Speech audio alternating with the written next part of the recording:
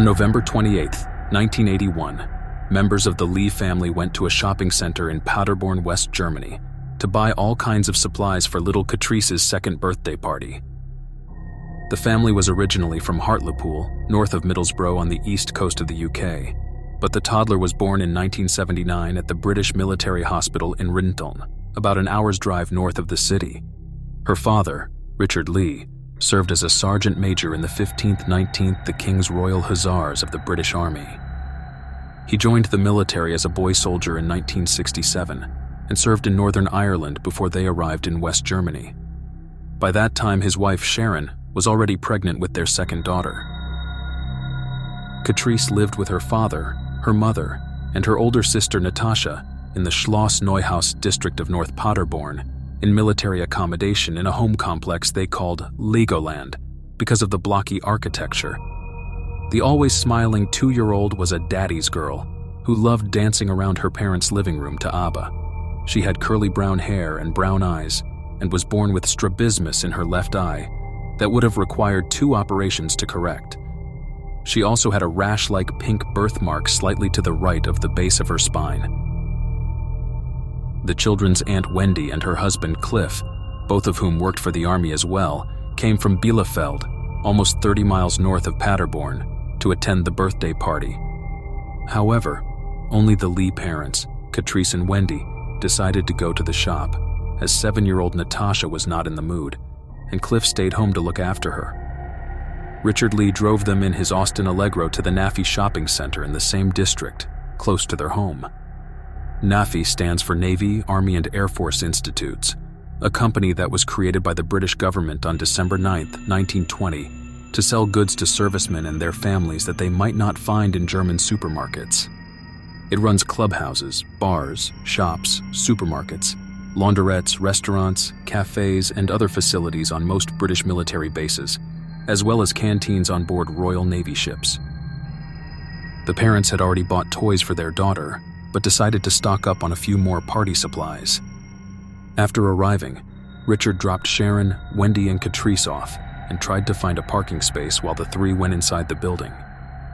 It was a busy day with quite a crowd everywhere, as November 28th was the last payday before Christmas. The King's Royal Hussars had 450 men, mostly from the northeast of the UK, and the father had just returned from an exercise. The garrison of around 2,000 soldiers was beginning to disband for Christmas leave. In the beginning, everything went normal. It was supposed to be routine shopping, and they wanted to finish fast since Sharon had already prepared everything for a perfect celebration. The little girl was riding in her mother's shopping cart.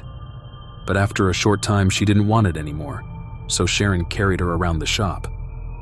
After seemingly collecting everything, the 3 got in the queue, where only 3 extremely exhausted checkout ladies worked, who were soldiers' wives as well.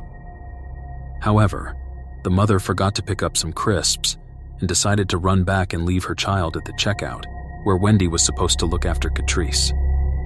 Nothing was suspicious, the place was vibrant, and Sharon wasn't away for more than 1 or 2 minutes, but there might have been some misunderstanding since the toddler was nowhere upon her return. Wendy thought the child followed her mother as she saw her running down the aisle, and she assumed they found each other in that short period of time. Unfortunately, that didn't happen. The little girl had vanished without a trace. They immediately started shouting and calling her name, but to no avail. The 2 women then went to the manager's office while the father was still waiting outside, knowing nothing about the situation. A little bit later, he decided to enter the building to see if everything was okay. I waited for what I felt was a lengthy period in time, realized something wasn't right, walked inside the complex, saw Sharon in the manager's office crying, and Wendy stood next to her. I was informed that Katrice has disappeared, and that's when my world fell apart, he told Sky News decades later. "We can't find Katrice," was the first thing Richard said to Cliff, after the remaining family rushed back home. Sharon was waiting outside by the car in total panic. All she could do was swearing. The mother was in such a huge shock that she couldn't remember anything about these hours afterward. The Lees then ran to the authorities, and the investigation began immediately. Since armed forces stationed abroad have special legal status, and the NAFI building wasn't located on a military base or barrack. It was a joint effort by the British Royal Military Police and the West German Civil Police. It was hard to even comprehend the events. How on earth can someone disappear when relatives are literally just steps away, and hundreds, if not thousands of people are around the place?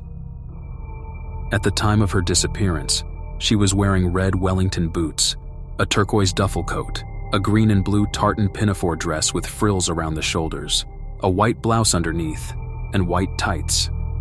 Relatives pointed out that although they lived in Germany, she only spoke English. British troops and civilians joined the full-scale search as well. They looked everywhere.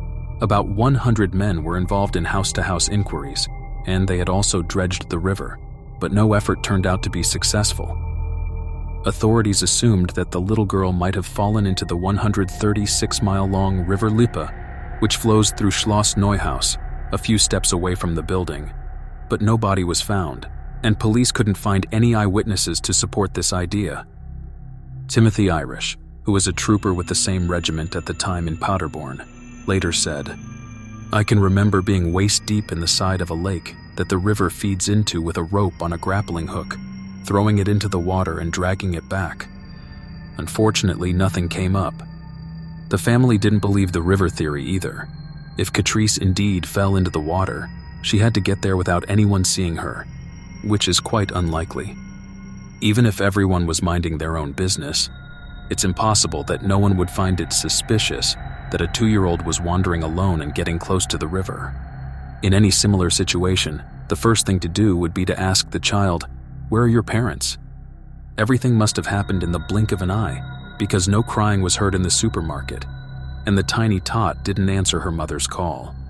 This implies that she must have been outside the facility before Sharon returned to the queue. There is only one scenario in which no one would suspect anything sinister: if Katrice was seen with an adult. The only way out for buyers was via the 3 checkouts, but there was also a back door with no handle on it that a 2-year-old could hardly open. The family's theory was that their daughter had been kidnapped, as this kind of environment where a lot of people are in a hurry is a perfect place for a predator. According to the family, the authorities weren't really on point either. The father thought the whole inquiry was complete chaos. Richard told the Telegraph later that the family were shrugged off and lied by those in command. The Lees couldn't understand why the detectives were focusing on the river alone, and why the German police didn't reach out to newspapers to gain wider attention to the case.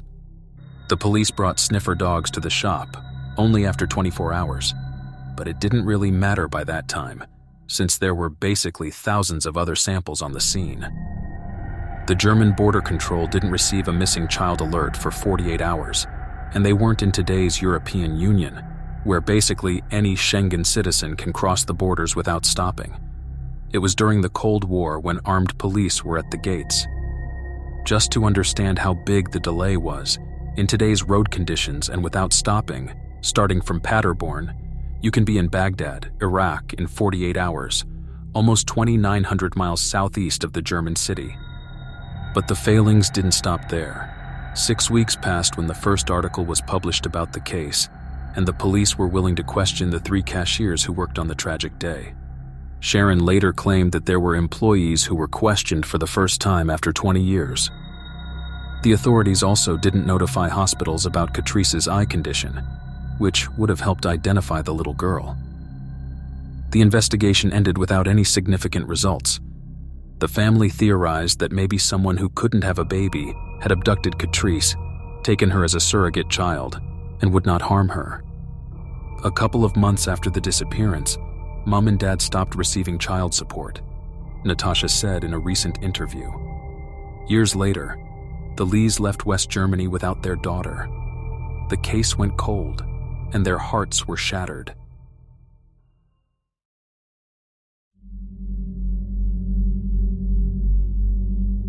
Paderborn was a city of 90,000 in the early 1980s, with relatively low crime rates in eastern North Rhine-Westphalia, close to the Netherlands and Belgium. After World War II, Paderborn became a major industrial center for heavy machinery in the state. The British Army maintained a large presence here until 2020, when British units were relocated back to the UK. Only a small training and enabling staff remained in the city to facilitate temporary deployments to use the Senelager training area. In 1981, it was obvious that the Royal Military Police wanted to keep a low profile. In 2019, Richard Lee told the Daily Mail that as a soldier, he had been ordered to keep quiet and that the case should be handled with as little media and public attention as possible. Since there was no room for questioning and order in the military, there was nothing he could do. Natasha disclosed to the Telegraph later about her parents that, quote, "When they did eventually appear on the Force's TV network, there was an officer in the background telling them what they could and could not say." Timothy Irish mentioned that at no time were they informed of who they were looking for, and at sundown he was pulled off the search. "I believe the more senior ranks among us knew who it was, but we didn't. For us, that was it. We didn't get told anymore, and we didn't hear anymore. It was almost as if it just got swept under the carpet," he said. In 1989, Sharon and Richard separated, and the soldier left Paderborn and started a new posting in Ripon as a warrant officer. 2 years later, they divorced while Natasha stayed with her mother in Gosport, Hampshire. In 2000, Operation Butte was launched, and in order to create a picture of what the young girl might look like at age 21, authorities used techniques provided by the National Missing Persons Helpline, and they offered a £10,000 reward as well for any useful information that could lead to Katrice. However, considering how young she was, it's possible that she can't remember anything from her previous life, if she is still alive somewhere out there. In the subsequent months, many reports were received, and people who were in the store at the time came forward. Why they waited 19 years to speak is beyond understanding. But for instance, there was a young man who claimed to have been standing behind the Lees in the same queue, and another cashier came forward as well, but neither of them could give any useful information. Natasha, Katrice's older sister, told the press that a woman informed the military police on her deathbed that her partner at that time, who served in the same military unit as Richard Lee, had once confessed that he had kidnapped and murdered a child. The woman died shortly after, and the veteran in question, who lived somewhere in Northumbria, denied the accusations. Then, in 2008, a picture of what she might look like at the age of 29 was shown to the public, after which multiple reports came in again. Following this, the sister told the BBC that an unknown woman left a message on her father's answering machine saying, quote, "Look for your daughter in France." The police analyzed the tape, but unfortunately, they could not find any new information. As I mentioned earlier, the little girl had strabismus in her left eye that required at least 2 operations, one as a small child and another as a teenager, so the police went on that lead as well. Health workers both in Germany and in the United Kingdom had been questioned about whether anyone was aware of even a similar surgery on a 2-year-old child, but nothing was found this time either. In 2012, the case was reopened once again, all the evidence was reanalyzed, and the Royal Military Police identified an area of the River Alme at Paderborner Strasse as being of particular interest. In addition, the RMP apologized for the major mistakes made in the initial investigation, such as not interviewing military personnel who had been on duty, not making the information about Katrice's eye condition known, and not questioning the most important shop workers for 6 weeks. Richard also claimed that despite the official requirements that identification be displayed when purchasing anything at the NAFI shop, which was only intended for use by British soldiers and their families, there were never regular inspections, and that German, Polish, Czech, and Italian customers had unrestricted access to the facility as well. On February 27, 2017, for the first time in 36 years, a face was finally attached to the case, thanks to a huge coincidence. The disappearance was featured on BBC Crime Watch, which showed a sketch of a man. It turned out that during the reassessment of old and new evidence, police discovered the photo fit made shortly after the child went missing. According to Natasha, she had been told by an RMP officer that the information had been discounted at the time, but they don't know why. At first, the RMP refused to confirm the age of the photo fit. But in March, they officially published the sketch of the man they wanted to speak to. But since 36 years have passed, the man could have died, relocated to another country, or changed his appearance completely. The unknown individual became of interest after eyewitnesses claimed that on the day of the disappearance, they saw the man holding and putting a small child similar to Katrice into a Green Saloon Car at the Nafi car park, but they couldn't recall the brand or the number plate. Other witnesses had also seen a similar vehicle on a siding next to the River Alma Bridge the day after the young girl went missing. Richard O'Leary, the senior investigating officer of the RMP, said, "It may or may not be the same car, but we are very keen to identify this car." On April 30th, 2018, RMP announced a 5-week-long detailed excavation of the River Alma where the Green Saloon Car was spotted. The work started in early May and involved about 100 police and military personnel and forensic experts. As part of Operation Butte, authorities aimed to find evidence that could finally shed light on what happened to Katrice, the senior investigating officer said. Heavy equipment arrived on the scene and began the excavation of a 328-foot stretch of the riverbank. The father traveled to the bridge from Hartlepool with the town's MP, Mike Hill, as well. As Richard described, "It's a killer. Absolutely a killer. It's a return to my nightmare. If Katrice is living a lie, which I believe she is, and she is living and being brought up with another family, and speaking a different language, she may actually pick up this information and say, 'Yes, that's me.' I've always felt Katrice is out there, that she's living a lie, but unfortunately this rocks our faith a little bit, and for 5 weeks we're going to live in the dark until we get the results," he added. Unfortunately, despite the best efforts of the Royal Military Police, they couldn't find anything. The excavation found no evidence relating to the disappearance of Katrice. This means we can now rule out this area from the investigation and focus on other lines of inquiry, O'Leary concluded. Police reached out to members of the public, veterans, and retired civil servants who lived in the same area in 1981, or knew someone who owned a Green Saloon Car to see if anyone could give information about the little girl or the mysterious man in the photo. Again, no success. Richard told the BBC that his daughter's disappearance was every parent's nightmare and had caused massive distress to the family. The Lees asked the RMP for the files on their daughter's disappearance, but the Ministry of Defense informed the family that those couldn't be released because the investigation is still ongoing. One of the latest developments was that a 74-year-old man, a former soldier who served at the same base as Richard, was arrested on September 23, 2019, in Swindon, Wiltshire. Experts erected 2 tents in the back of the well-dressed and bespectacled man's property to examine the garden, but 2 days later, he was released without charge. This arrest brings it all back and makes it feel raw. As with parents in all cases of missing children, we want a happy ending, but that might not be the case, and we just hope we will get answers, the former sergeant major said. Then, in 2019, something really disgusting happened.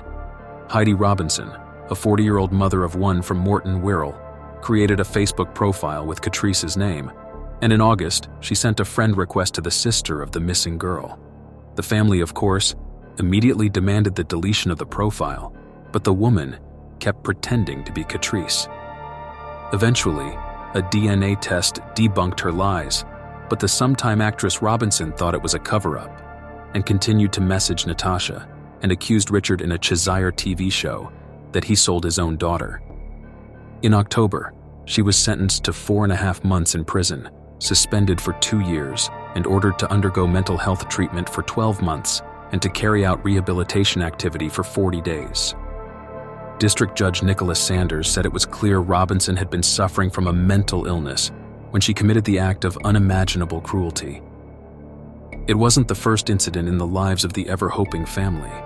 Something similar happened first in 2013 and in 2014 as well, when 34-year-old Donna Wright from West Cornforth, County Durham, started harassing the family. The woman claimed to be their missing daughter and sent messages to family members on Facebook, but later a DNA test revealed she was lying, and after that, She began to insult them and blame the Lees for losing Katrice. In March 2013, Wright was sentenced to a 12-week jail term suspended for 18 months, and District Judge Martin Walker imposed a restraining order too, which she broke on December 2nd, when she contacted Richard by phone several times. Her lawyer told the court Wright had been diagnosed with bipolar disorder and may have a personality disorder, and she was undergoing psychiatric treatment. She was jailed for 7 weeks at Newton Aycliffe Magistrates Court after earlier admitting harassment. In December 2020, the RMP informed Richard Lee that the investigation into Katrice's whereabouts would be scaled back, and while the case was not being closed, they would only investigate if there was new evidence. I'm absolutely gutted, distraught, frustrated, and all I can say is that parents out there, if they were in my shoes, they would do what I'm doing. I think it's rather sad that at the 39-year point, that I'm still fighting for justice for my daughter when all the indications, even in their investigations, have almost proven that she was abducted from day one, and here we are, still struggling to get answers to the questions we ask, Mr. Lee commented to the BBC. On May 2nd, 2022, after 40 years of requests to meet the Prime Minister of the UK, with the help of Conservative MP Jill Mortimer, Boris Johnson made a surprise visit to Hartlepool and spoke with Richard Lee. However, according to the father, the discussion only lasted about 15 to 20 minutes, and he felt bitterly let down after. The original plan was to meet in March in Downing Street after Johnson said in November he would meet Mr. Lee father to father, but due to the situation in Ukraine, it was cancelled. Just like the meeting between Richard and Margaret Thatcher in 1982 because of the Falkland War. Richard felt the Prime Minister was told about the meeting minutes before and was not prepared. The father called for the case to be handed over to civilian police and for the government to pledge £1 million to the charity Missing People, which helps families trace loved ones who disappear overseas. The Army veteran said, "Boris's final words to me were, 'I'll be in touch.' But later, a government spokesperson said, 'The Prime Minister was pleased to meet with Mr. Lee this week to express his thoughts and sympathies with him and his family.' They discussed Katrice Lee's deeply tragic case, and the Prime Minister offered his wholehearted support to Mr. Lee. It must surely be frustrating that nothing works out, but on the other hand, it is understandable that the leader of a country is always busy." Later, Richard expressed a desire to speak with Liz Truss, Johnson's successor, and called for an impartial investigation into the Royal Military Police's investigations after it acknowledged in 2012 that the initial investigation had made mistakes. To this day, Katrice Lee still hasn't been found, and it is simply inexplicable how she disappeared from a crowded shopping center after being out of sight for like 1 or 2 minutes. And all this without a single person seeing anything. The mother has never blamed the aunt. Sharon told The Telegraph, "Katrice was excited, she'd had her presence, and she knew something special was going on. I didn't want to push back through the crowds carrying Katrice, so I just asked Wendy to watch her for 2 minutes. I remember very little else about that day. My life changed forever. It was the beginning of a waking nightmare. It is also a great mystery how she managed to get out of the building while presumably passing the cash registers and people." The father said, "It was the Christmas present that I didn't want." He remained angry because of the approach of the investigation. Do I forgive them? The answer is categorically no. I do not and I never will, Richard added. Mark Stone wrote on Sky News that every missing child deserves news coverage. They absolutely do. But for some reason, the always happy Katrice Lee hasn't gotten it yet. Not nearly as much as Madeleine McCann, another tragic case. Of course, the media was different in the 1980s, but there were no poster campaigns, and it was hardly mentioned in the national news. Richard tried to speak to the British press, but was told he had no right to do so because he'd signed the Official Secrets Act, and the maximum penalty for unauthorized disclosure of information under the Official Secrets Act 1911 was 14 years imprisonment back then. In 1989, it was changed to 2 years, an unlimited fine or both. It is also estimated that until 2018, and before the newest developments in Germany, £11 million had been spent by Scotland Yard to find Madeleine, who disappeared in Portugal in 2007, while the excavation in Germany cost around £100,000 for the RMP. This is not about who deserves more or less, but about trying to solve the case of all missing children with the same effort. And when there are such huge differences between the military and civilian police budgets, what's best for the child should be prioritized. In 2012, when the family wanted to see the documents, Sharon's MP, Caroline Dinenage, asked the Defense Minister, Andrew Robotham, to help. The MP said, "Unlike the tragic disappearance of Madeleine McCann, Katrice's case has received little attention, and even less support. The investigation was seemingly plagued by incompetence, while the family were treated with a shocking lack of sympathy and sensitivity by those handling the case." Natasha, who later worked as a civil servant, said in an interview in 2007, "Losing Katrice, it's like taking a deep breath and holding it for 26 years. I have terrible feelings because I didn't go with them. No matter how much I tell myself that it's not my fault, I still feel guilty." After Katrice disappeared, my parents decided not to have any more children. I have had plenty of bad dreams about Katrice. The dream is always me walking through woods near where we lived in Germany. I see a toy pram and my sister's head in the pram.